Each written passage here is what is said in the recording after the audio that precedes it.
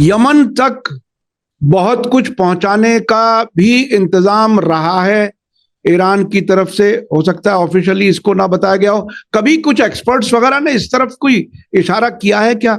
Strategic ताल्लुकात हैं जो फोर्सेस इराक के अंदर हैं वो किसी तरह से कमजोर हो, लेकिन वहां पर ना अमेरिका का इजराइल का बस नहीं चल पा रहा है। ईरान का सपोर्ट आज भी बहुत ज्यादा है और अभी अभी जो नजारा वहां पर अब होने जा रही है, कल उसके नजारे सामने आ जाएंगे। ईरान अब इराक और लेबनान से आगे बढ़कर के बाकी और अरब मुल्कों में भी अपना असर बढ़ाएगा। तो नमस्कार, आदाब, मैं हूं मोहम्मद अहमद काज़मी, लेकर आया हूं आपका पसंदीदा कार्यक्रम आपके रूबरू।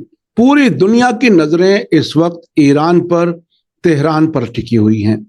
आखिर आने वाले वक्त में ईरान किस तरह से दुश्मनों को जवाब देगा? ऐसे वक्त में जबकि डोनाल्ड ट्रंप ने आयतुल्लाह खामेनाई रहबर शहीद के जनाजे के मौके पर भी धमकी दी कि अगर मैं चाहूं तो एक ही गोले में, एक ही हमले में सबको खत्म कर दूं। इसके बाद ईरान अब क्या करेगा?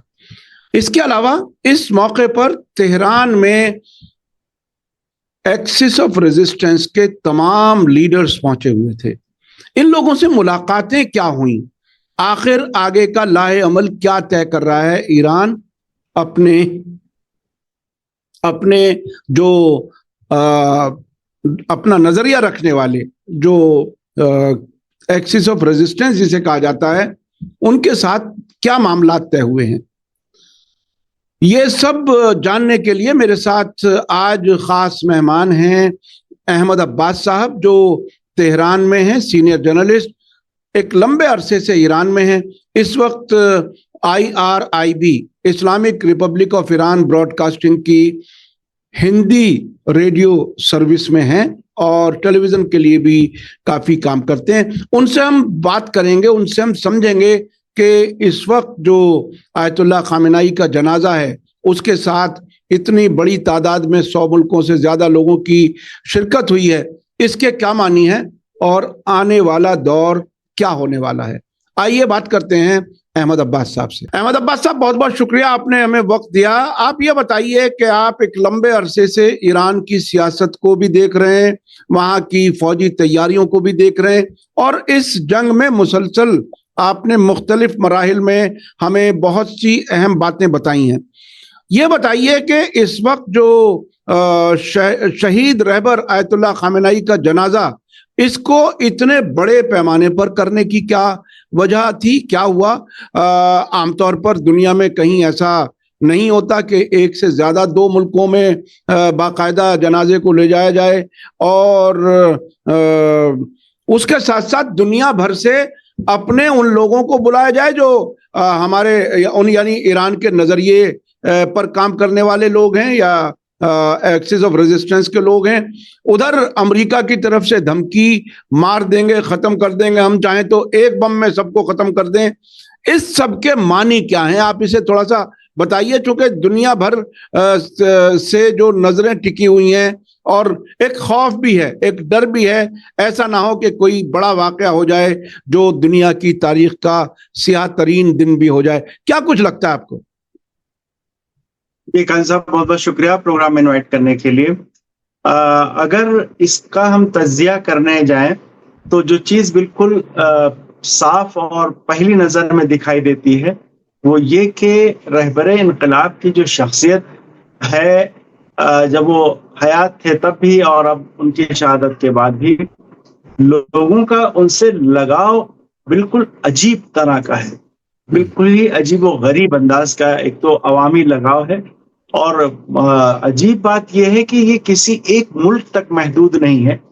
यानी ईरान का, कल तो मैं तेहरान में जो तशरीह जनाजा जब हो रही थी और जो जुलूस निकला वो मैं कवर करने गया था, तो वहां पर जो मंजर दिखाई दे रहा था वो लोग बात नहीं कर पा रहे थे। मैंने कई लोगों से जो बात की तो वो उनसे बोला नहीं जा रहा था उन पे, हालांकि उनकी शहादत को 4 महीने से ज्यादा का वक्त गुजर गया है, लेकिन कल का दिन ऐसा था कि वो लोग अजीब जज्बाती हो जाते थे और उनसे फिर बात नहीं कर पाते थे।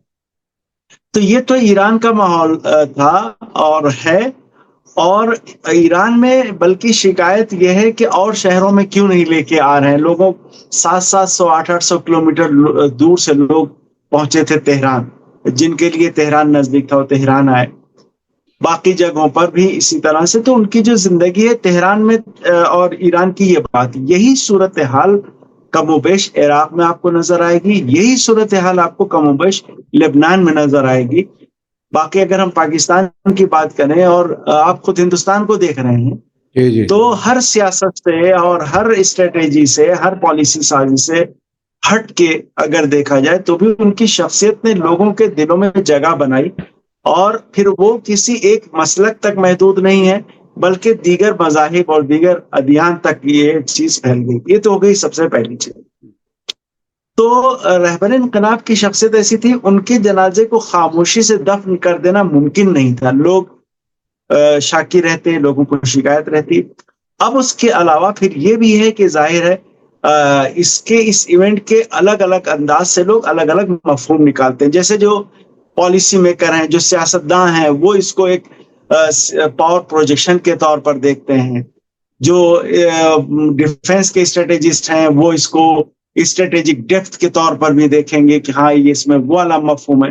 لیکن اصلی اور بنیادی چیز وہ جو ہے وہ وہی ہے کہ عوام کے دلوں سے جو ان کا رشتہ تھا, رہبر کا پوری زندگی وہ عوام کی بات کرتے رہے. عوام کی سب سے پہلے وہ کچھ بھی ہوتا تھا, جیسے اس سے پہلے جو واقعات ہوئے, جو جنگ کا واقعہ ہوا, اس کے بعد اس میں سب سے یہی سب کی تعریف کرتے, لیکن کہتے کہ جو اصلی کام ہے وہ عوام کرتے ہیں, جو قوم کرتی ہے, اور عوام کے بیچ میں رہے. عوام جیسی زندگی انہوں نے خود گزاری. ان کے گھر کے لوگوں نے, ان کے, آپ کو یقین نہیں آئے گا قاضی صاحب, انہوں نے اسی چیز کو مد نظر رکھ کے کہ ان کی اپنی زندگی بالکل عوامی سطح کی رہے, اور عوام میں بھی جو بالکل ہی نچلے طبقے کے ہیں اس سطح کی یا اس سے بھی نیچے رہے, اتنا اپنے آپ کو سختیوں میں انہوں نے رکھا کہ کہتے ہیں کہ اگر صحیح میں بتایا جائے تو لوگوں کی یقین نہیں آئے گا. اور صرف وہی نہیں, ان کے داماد کا وہ گھر ہم دیکھنے گئے تھے. گھر کا دیکھنے کا مطلب یہ تھا کہ جیسے رہبر کی تشییع جو ہے وہ منڈے کو کل ہوئی, اس سے ایک دن پہلے ان کے داماد کی تشییع بھی الگ سے بھی ہوئی. یعنی ایسا ہوا کہ ان کے داماد جو تہران میں ہی, ویسٹرن تہران میں ایک علاقہ ہے جو کن کہا جاتا ہے, ان کی فیملی نیم کنی سے لیے تھی, کنی, ڈاکٹر مصباح کنی. تو کن چھوٹا سا گاؤں تھا, کبھی شاید تہران سے الگ ہوگا لیکن تہران اب پھیل گیا, تہران کے اندر آ گیا ہے. ہماری فیملی کے لوگ وہاں گئے تھے, تو ہم یہاں کے پروگراموں میں مصروف تھے, تو ہم ان کو لینے کے لیے جب گئے تو آپ یقین مانیے ایسی جگہ تھی وہ, پتلی پتلی گلیاں, وہاں سے گاڑی کا گزرنا مشکل تھا. یعنی اگر ایک گاڑی جا رہی ہے تو سامنے دوسری گاڑی نہیں آ سکتی. اور جب ان کے گھر پہ گئے تو مجھے اپنے گاؤں میں بھی جو بہت ہی معمولی, ہندوستان میں ہمارے گاؤں میں جو بالکل ہی معمولی فیملیز ہیں, ان کا جو گھر ہے وہ اس طرح کا گھر تھا جس میں وہ رہتے تھے ان کے داماد. تو انہوں نے اپنی جو زندگی ہے وہ اتنی وہ رکھی, عوامی رکھی, اور عوام سے اپنے آپ کو قریب رکھا کہ اس کی وجہ سے لوگوں کے دلوں میں پھر ان کی جو جگہ بنی وہ کسی اسٹریٹجی سے, کسی پلاننگ سے, کسی بھی منصوبہ بندی سے نہیں ہو سکتی. یہ کچھ ایک الگ ہی اس کا حساب کتاب دیکھنا پڑے گا. یہ کچھ معنوی اور روحانی باتیں ہیں جو لوگوں کے دلوں سے اس طرح سے انسان جڑ جائے, آسان نہیں. تو یہ تو ہو گئی. لیکن ہاں یہ بھی صحیح ہے کہ اس پہ جو پروگرام ہو رہا ہے, جس طرح سے لوگ اکٹھا ہو رہے ہیں, جس طرح سے لوگ باہر آ رہے ہیں, اس کا میسج ساری دنیا میں جا رہا ہے. دنیا میں آپ دیکھ ہی رہے ہیں کہ جو اس پہ تجزیہ ہو رہا ہے وہ کس طرح کا ہے. یہ قوم کا پیغام ہے, قوم کا میسج ہے کہ کس طرح سے وہ ایک ساتھ کھڑے ہیں, رہبر کے ساتھ کھڑے ہیں, پھر ان کے جو جانشین اس وقت ہیں ان کی وفاداری کے لیے کھڑے ہیں. یہ سب میں بہت سارے میسج ہیں, بہت سارے پیغام ہے, اور ہر کسی کو وہ پیغام پہنچ رہا ہے. یہ میں اپنے درشکوں سے بتا دوں کہ احمد عباس صاحب آیت اللہ خامنہئی کی زندگی میں ان کے دفتر جاتے رہے اور وہاں کچھ کام ٹویٹر وغیرہ کی کچھ ذمہ داریاں نبھاتے رہے, اور اس جگہ تک ان کی پہنچ رہی ہے جہاں موبائل کہیں ایک جگہ رکھ دیا جاتا تھا اور اس کے بعد اندر جاتے تھے. تو آپ کو انداز ہو جائے کہ کس اندر کے سرکل تک احمد عباس صاحب کی پہنچ رہی ہے. اور باقی باتیں بعد میں کروں گا. آپ کے ذاتی کچھ بتائیے. میں سمجھتا ہوں اور چیزیں ہم سیاسی اور چیزیں سمجھیں گے. آپ کے ذاتی تجربے جو ان کے بالکل نزدیک آپ بار بار جاتے رہے, ان کے بچوں کے, ان کے جو یہ مجتبی خامنائی جو اس وقت ان کے جانشین بنے ہیں, ان کو بھی آپ نے نزدیک سے دیکھا. تھوڑا سا اور بتائیے, فیملی کی سادگی کی جو بات آپ نے بتائی, میں سمجھتا ہوں لوگ اور جاننا چاہیں گے. ان کی سادگی کا یہ عالم ہے قاضی صاحب کہ ان کے بیٹوں میں ابھی کسی ایک کے بارے میں یہ نہیں پتا چل پایا ہے کہ ان کا اپنا گھر ہے. یہ تو سب کو پتا ہے کہ یہ کرائے کے گھر میں رہ رہے تھے سب کے سب. 4 بیٹے ہیں تو وہ چاروں کے چاروں کرائے کے گھر میں رہتے تھے, یہ بات واضح ہے. دوسری بات ایک اور چیز بتائیں, ان کا جو پبلیکیشن کا جو ادارہ ہے رہبر انقلاب کا, ان کا اس ادارے کو ان کے 2 بیٹے وہ دیکھتے ہیں. بعد کے جو 2 بیٹے ہیں آغا مسعود اور آغا میثم, یہ ان کی ذمہ داری ہے جو ان کی ویب سائٹیں اور یہ ساری چیزیں دیکھتے ہیں, اور باقی پبلیکیشن کتابیں وغیرہ جو چھپتی ہیں ان کی ذمہ داری ہے. اس ادارے میں اسی کے تحت ہم بھی کچھ تھوڑا بہت کام کرتے رہے. تو وہاں کے لوگ ایک بار اس موضوع اس مقصد سے گئے کہ بھئی تھوڑا تنخواہوں کے سلسلے میں بات کی جائے کہ کچھ اضافہ کیا جائے, اس لیے مہنگائی بڑھ رہی ہے وغیرہ. تو اب جب میٹنگ شروع ہوئی تو ان کے بیٹے جس عالم میں میٹنگ میں آ کے شریک ہوئے, اور ان کے جوتوں کی جو وضعیت تھی, جو صورتحال تھی, اس کو دیکھ کے سب اتنا شرمندہ ہو گئے کہ بھئی یہ تو خود ہی ایسی زندگی گزار رہے ہیں, اب ہم اس میں اپنی زندگی کی مشکلات کیا بیان کریں. بہرحال لوگوں کی تنخواہیں جو جیسے بڑھتی ہیں ہر سال اس طرح سے بڑھی, لیکن ایسی زندگی ان کی. تو اس کے علاوہ ایک آپ نے ڈاکٹر حداد عادل کا سنا ہوگا, ایک پروگرام ہے, اور ڈاکٹر حداد عادل کا یہ ایران کے پارلیمنٹ اسپیکر رہ چکے ہیں, ہندوستان سے بہت ان کو لگاؤ, بہت دفعہ جا چکے ہیں ہندوستان. ان کی بیٹی ہی جو ہے وہ ان کی آیت اللہ مجتبی خامنئی کی بیوی تھیں, جو شہید ہو گئی اسی حملے میں, زہرا حداد عادل. تو وہ انہوں نے اس پروگرام میں بتایا کہ جب شادی طے ہو گئی کہ بھئی اب شادی ہونی ہے, تو یہاں رسم ہے کہ لڑکی والے داماد کو لے جاتے ہیں اور اس کے لیے جوتے, گھڑی اور ایک لباس, ایک پینٹ کوٹ یا جو بھی لباس ایک وہ دلواتے ہیں, وہ ان کی ذمہ داری ہے. کہنے لگے کہ ہم ان کو لے کے گئے گھڑی دلوانے کے لیے, تو ایک علاقہ ہے یہاں پر جہاں گھڑی کی دکانیں ہیں. ڈاکٹر حداد عادل کی مالی حیثیت بہتر تھی پروفیسر ہونے کی وجہ سے, پروفیسر ہیں تو ان کی بہرحال آمدنی اس طرح کی. تو ان کو جب لے کے گئے, اور تو ان کو لوگ پہچانتے تھے, آیت اللہ مجتبی خامنئی کو لوگ بہت نہیں پہچانتے چونکہ بہت سامنے نہیں آتے تھے, ان کی تصویروں وغیرہ بہت کم ہیں. تو جب لے کے وہاں پر گئے اور ڈاکٹر حداد عادل جو کو لوگ پہچانتے تھے, تو وہ دکاندار بھی پہچان گیا. تو یہ وقت صاحب کیا ہے, تو کہا کہ گھڑی ایک دکھائیں, یہ داماد کو ہمیں دلانی ہے.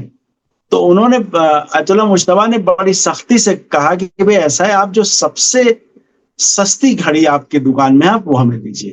اور بالکل سختی کے ساتھ یہ کہا کہ وہ اس کو ماننا پڑا, اور واقعی جو سب سے سستی گھڑی تھی وہ انہوں نے دلائی. جوتوں کے لیے بتاتے ہیں کہ گئے ایک جوڑی جوتے لیے, ڈاکٹر حداد عادل بتاتے ہیں کہ وہ 5-6 سال انہوں نے وہ جوتے پہنے. کہنے میں گھر میں جب آتا تو وہ پرانے جوتے سائڈ سے وہ بالکل دب گئے تھے. کہا جب میں وہ دیکھ لیتا مجھے سمجھ جاتا تھا آج آیت اللہ مجتبی خامنئی ہمارے یہاں مہمان ہے, آج وہ آئے ہیں. وہ انہوں نے اس طرح کی زندگی ایک لوگوں نے گزاری ہے, وہی گزارتے ہیں, اس سے ہٹتے نہیں, بڑی سختی کے ساتھ اس پہ پابند رہتے ہیں. یہ بہت بڑی, دیکھیے یہ انسائٹ جو ملی ہیں آیت اللہ خامنئی کی فیملی کی, وہ واقعاً بہت ہی دل و دماغ پر اثر کرنے والی ہیں. وہ شخص جو پوری دنیا کی سیاست کو اتنا بدل کے چلا گیا, اس کی فیملی کے لوگ اتنے سادہ زندگی سے رہ سکتے ہیں, یہ عام طور پر لوگ یقین نہیں کرتے. لیکن احمد عباس صاحب بالکل اندر سے جو چیزیں تجربے ہو سکتے تھے, مختصری اس وقت میں ہو سکتے تھے, لیکن آپ نے محسوس کیا ہوگا. اب میں یہ سمجھنا چاہ رہا ہوں کہ اس تشییع کے موقع پر شہید کے جو ایکسس آف ریزسٹنس کے لیڈرز آئے, ان کی ملاقاتوں کی کچھ خبریں میں نے دیکھی ایران کے میڈیا میں, خاص طور پر اسپیکر محمد باقر قالیباف کے ساتھ اور فارن منسٹر کے ساتھ. ان میٹنگز کی کچھ تفصیل ईरान के मीडिया में फारसी में कुछ तफसीलात आपने देखी होंगी, और आप चूंकि खुद IRIB से ताल्लुक है, उस इसलिए भी आपके पास इंफॉर्मेशन ज्यादा होगी। क्या कुछ है, क्या क्या पक क्या रहा है, तैयारियां क्या हो रही हैं? देखिए, ये जो मुलाकातें हैं, जो एक्सिस ऑफ रेजिस्टेंस के लोग आते हैं, यहाँ के जो सियासी ओहदेदार हैं उनसे उनकी मुलाकातें होती हैं। उसके अलावा उनकी बहुत ज्यादा अहम मुलाकातें खुद IRGC के कमांडर्स से होती हैं, वो बहुत अहम होती हैं। और अब से पहले तक का रिकॉर्ड यही था कि रहबर इनकलाब से उनकी मुलाकात बहुत अहम थी, और चूंकि फोर्सेस सारी सुप्रीम लीडर के ही तहत आती हैं, तो प्लानिंग वगैरह वो सारी चीज भी उन्हीं से कनेक्टेड रहती है। इसमें सबसे अहम रोल होता है कुद्स फोर्स का। कुद्स फोर्स जो है वो, यानी इस्माइल कानी साहब इस मामले में बहुत ही अहम शख्सियत है। अब उसकी बहुत सारी तो तफसीलात नहीं आती, लेकिन कुछ चीजें जो सामने आई हैं वो ये है कि जमीन पर, एक्सिस ऑफ रेजिस्टेंस की जमीन पर जो फोर्सेस हैं वो अपनी जगह पे अपना काम संभाले रहेंगे, जैसे ईरान में जो फोर्सेस हैं। बाकी जो उनके सियासी मामलात हैं, जो सिफारती मामलात हैं, उनमें ईरान का जो सियासी और सिफारती शोबा है उसके साथ उसकी हम-आहंगी रहेगी। और आपने देखा कि वो पूरी संजीदगी के साथ, पूरी ताकीद के साथ डिप्लोमेटिक शोबा पूरी इस पे डटा हुआ है। आप देखिए कि लेबनान में जो सीज फायर की बात है उस पर ईरान का डिप्लोमेटिक शोबा जो है वो, यानी अब्बास अराक्ची साहब जो वजीर खारजा हैं, या मोहम्मद बाकिर कालिबाफ साहब जो चीफ नेगोशिएटर हैं, ये मुस्तकिल इस पे बात कर रहे हैं। तो एक सियासी और सिफारती एक शोबा है, और जो फोर्सेस का और फौजी और दिफाई शोबा है। तो इसी तरह के ताल्लुकात हैं, इसी तरह के मामलात जो एक दूसरे को आगे ले जाते हैं, आगे बढ़ते हैं, यही अंदाज है। अब इस वक्त जो चीज हुई है, अभी देखिए असेसमेंट हो रहा है। अभी ये तो इस वक्त तश्यीह जनाजा का प्रोग्राम चल रहा है, जो कि जुमेरात को शब जुमा जो है वो जाके मुकम्मल होगा मशहद में। उसके बाद से हम ये देख रहे हैं कि कुछ चीजें अभी से ही नजर आना शुरू हो गई हैं। ये जो जंग हुई है, जंग में अमेरिका का जो अंजाम हुआ है, उसके बाद से इस इलाके में अमेरिका पर भरोसा लोगों का उठ गया है। भरोसा ऐसा नहीं कि अमेरिका ने धोखा दे दिया है, बल्कि ये समझ में आने लगा कि अमेरिका के पास असल में तवानाई ही नहीं है कि वो संभाल सके ये सारे मोर्चे, जो कि इससे पहले गलतफहमी थी कि हाँ नहीं, अमेरिका जो है वो कुछ भी गुजरेगा और कुछ भी कर सकता है, इजराइल भी मिल जाएगा तो कुछ हो सकेगा। लेकिन यहाँ पर जो जमीनी मसाइल हैं, अब मुल्कों को लग रहा है कि नहीं, उससे हमें अलग अंदाज से आगे बढ़ना है। एक चीज आपने नोट की होगी काज़मी साहब, यमन के सिलसिले में जो एक वाकया हुआ, ये इसी का इशारा है कि जंग के बाद के आफ्टर शॉक्स हम कह सकते हैं। वो ये हुआ कि ईरान का मुसाफिर बरदार तैयारा सना गया। पिछले 11 साल से सऊदी अरब ने यमन का मुहासरा कर रखा है। कोई जहाज वहां पर जा नहीं सकता, कोई वहां से जहाज बाहर आ नहीं सकता। अगर सऊदी अरब किसी जहाज को इजाजत दे देगा किसी वजह से, तो वो आ जा सकता है, वरना उसने बंद कर रखा है। ईरान वहां का जो सना का एयरपोर्ट है बंद है, उसको कोई हवाई जहाज ना आता है ना जाता है। लेकिन इसी मौके पर, यानी 2-3 दिन पहले, मतलब फ्राइडे को जो प्रोग्राम हुआ है उससे एक दिन पहले, फ्राइडे को जो डेलीगेट्स आए हैं उससे एक दिन पहले ईरान का जहाज इस सना गया। और जो रिपोर्टें सना से आई वो ये आई कि जहाज को रोकने की कोशिश सऊदी फाइटर जेट्स ने की, मगर वो रोक नहीं पाए। वो जहाज उतरा इसलिए कि सऊदी फाइटर जेट्स पर यमनी फोर्सेस ने एयर डिफेंस से फायर करना शुरू किया।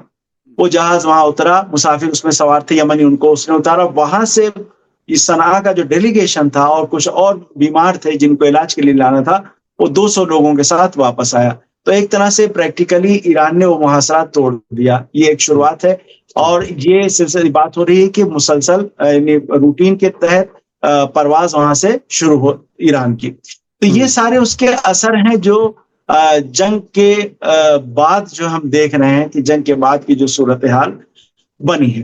तो इस तरह की यानी एक शुरुआत हुई है, एक नई शुरुआत है। दूसरी एक और चीज मैं इसमें ऐड कर दूं, इन्हीं दिनों ये भी हुआ, स्ट्रेट ऑफ हॉर्मुज में 3 रास्ते हैं बेसिकली। वैसे तो कई रास्ते बन सकते हैं, लेकिन 3 रूट है शिप्स के गुजरने के। एक वो रूट है जो बिल्कुल बीच से गुजरता है, जो इससे पहले तक जिसको इंटरनेशनल वाटरवे कहा जाता रहा है। وہ پوری طرح سے بند ہے. ایک راستہ اور ایران کی طرف یعنی اسٹیٹ کے شمالی حصے میں ہے, ایک راستہ جنوب میں ہے عمان کے حصے میں. امریکہ اور کچھ دوسرے ملک عمان والے حصے کو ایکٹیو کر رہے تھے اور وہاں سے جہاز گزارنے کی کوشش کر رہے تھے ایران سے کوارڈینیشن کے بغیر. ایران نے انہی دنوں میں وہ راستہ بند کر دیا کہ آپ عمان کی طرف سے نہیں جا سکتے, اور ماننا پڑا. وہاں سے شپس کی آمد و رفت جو ہے وہ بالکل ختم ہو گئے. 2 دن تو بالکل بھی نہیں رہی. ابھی آگے ہمیں دیکھنا ہوگا کہ کیا صورتحال ہے. تو اس طرح کا اثر ہمیں دیکھنے کو مل رہا ہے, یہ جو بڑا بنیادی زمینی سطح پر جو بدلاؤ نظر آ رہا ہے. اچھا, یہ ہم میں تھوڑا سا اور شاید کچھ حساس سوال ہے.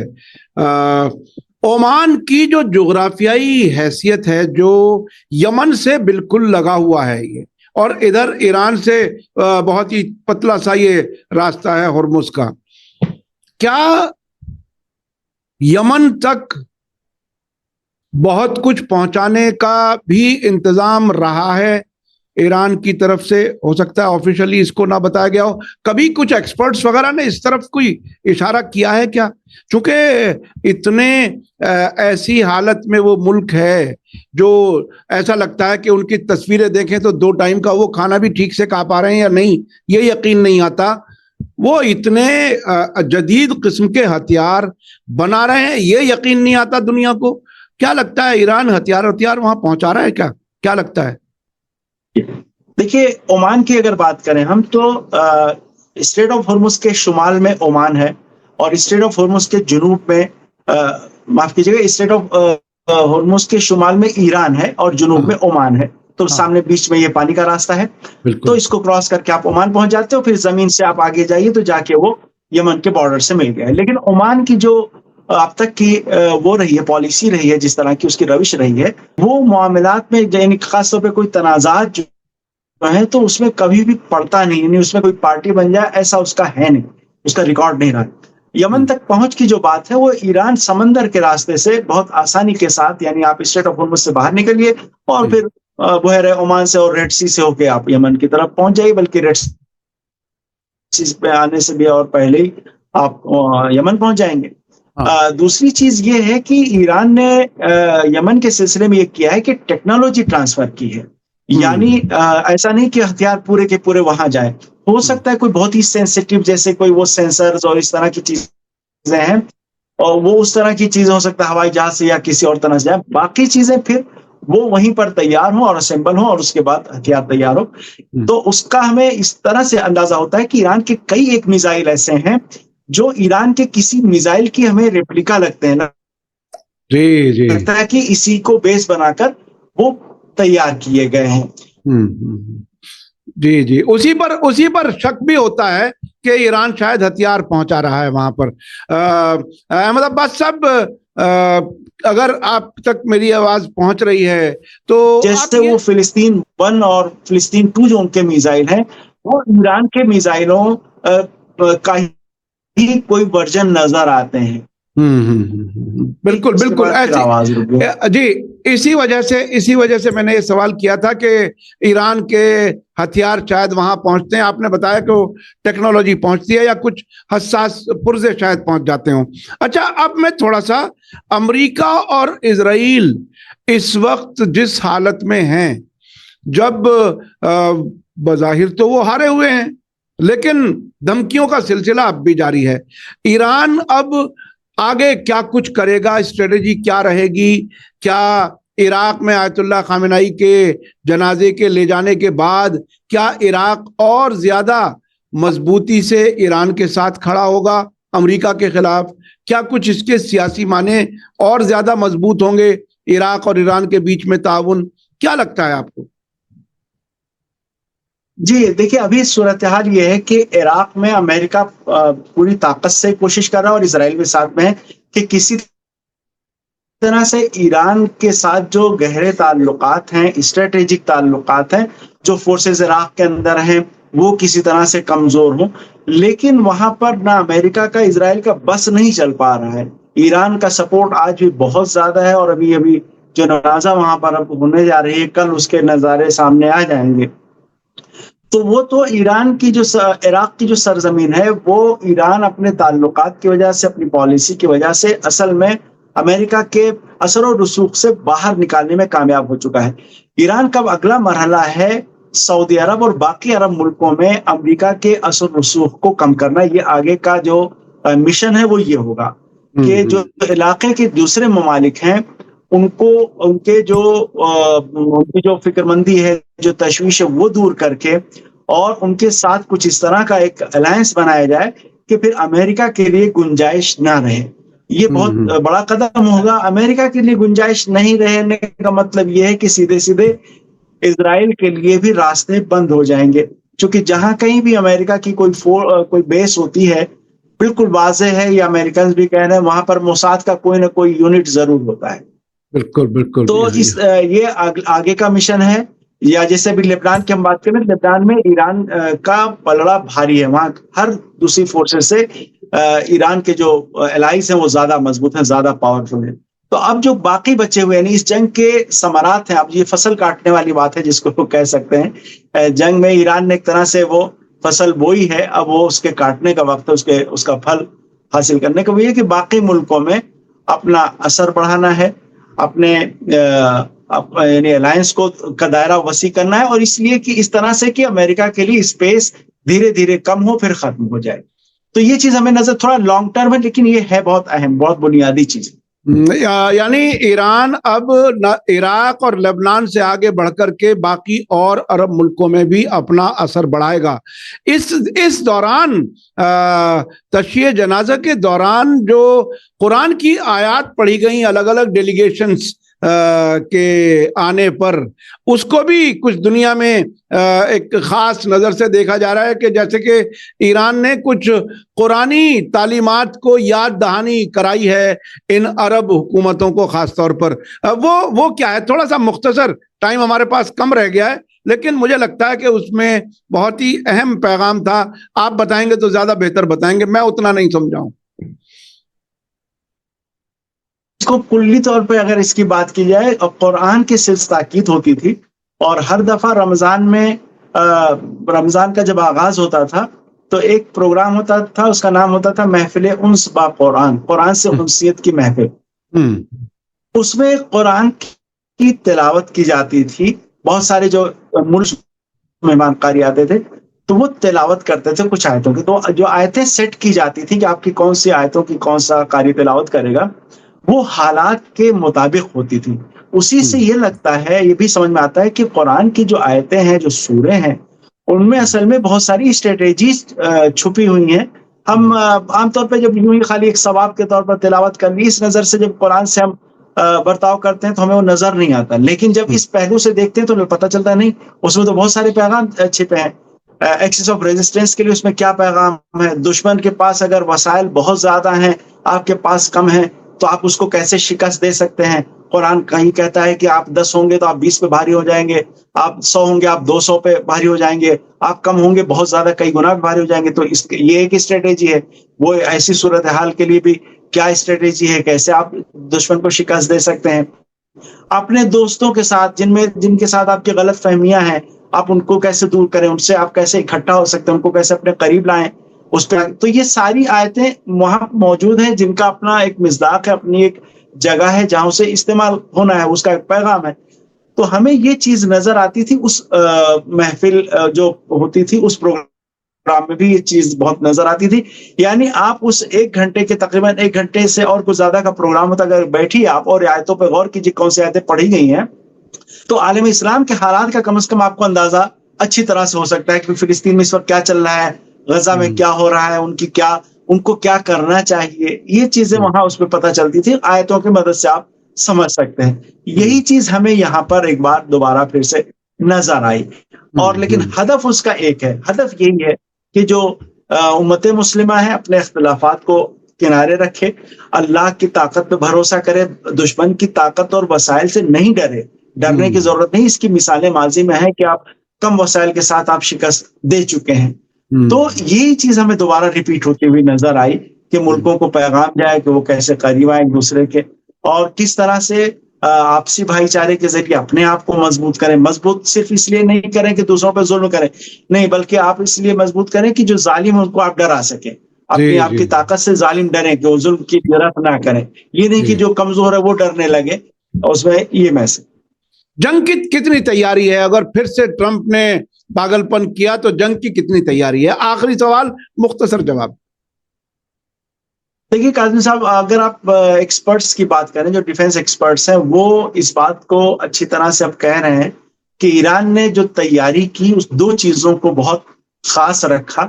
एक तो तैयारी की जदीद टेक्नोलॉजी पे, और दूसरे जोग्राफिया को ईरान ने डिफेंस के जरिए के तौर पर इस्तेमाल किया। यानी ईरान का जो टेरेन है, जो पहाड़ियां हैं, जो अलग अलग तरह के इलाके, उनको हथियार में कैसे बदला जाए दुश्मन जो बहुत ज्यादा ताकतवर है, जिसके पास बहुत ज्यादा हथियार है। तो ईरान की ये स्ट्रेटेजी बहुत ही कामयाब रही, और उसमें ईरान ये कामयाब हुआ कि दुनिया की जो सुपर पावर है, सारे लोग मानते थे, और वहां पर एयरक्राफ्ट कैरियर अगर बस हरकत में आ जाए तो सामने वाला जो साइड है वो हथियार डालने के लिए तैयार हो जाता था। ईरान ने उसको शिकस्त दी अपनी तैयारियों के जरिए, और बड़ी स्मार्टनेस के साथ ये तैयारी हुई। एक जुमला किसी एक्सपर्ट ने बड़ा अच्छा कहा कि ईरान का जो डिफेंस बजट है, अमेरिका का 1 साल का डिफेंस बजट ईरान के 100 साल के डिफेंस बजट के बराबर है, और ईरान ने जो शिकस्त दी है वो देखने के लायक है। तो इससे ये पता चलता है कि कितने दानिशमंदी से कितने इस्तेमाल किया, छोटे असलहे बनाए। आप ये देखिए, एयरक्राफ्ट कैरियर जंग के दौरान 1000, 1500 और 2000 किलोमीटर से के ज्यादा फासले पे जाके खड़ा हुआ, नजदीक नहीं आ पाया। जबकि वही फैसला को था जंग में अमेरिका का, तो जंग का वो निपटारा कर देगा। तो ईरान ने ये तो रही ईरान की स्ट्रेटेजी कि हमें ऐसे इसको इस्तेमाल करना है। अब इसी को और वुसअत देने की जरूरत है। ईरान उसी को वुसअत देने पे कोशिश कर, मुझे जहां तक एक अंदाजा है, एयर डिफेंस पर ईरान काम कर रहा है।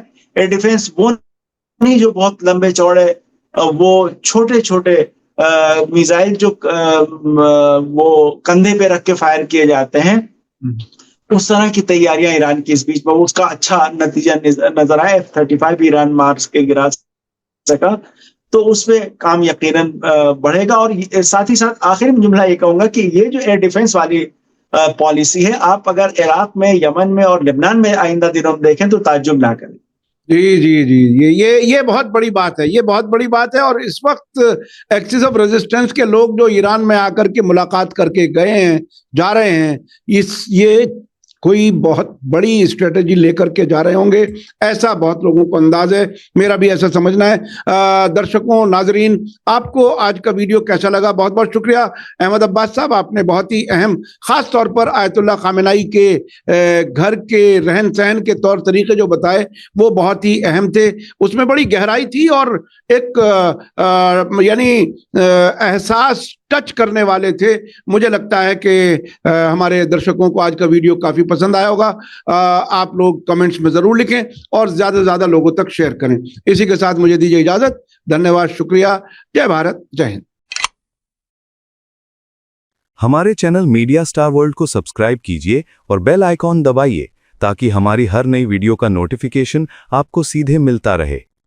अगर आपको हमारी खबरें पसंद आती हैं तो उन्हें अपने व्हाट्सएप, इंस्टाग्राम, फेसबुक और ट्विटर अकाउंट्स पर शेयर करना ना भूलिए ताकि और लोग भी हकीकत से वाकिफ हो सकें।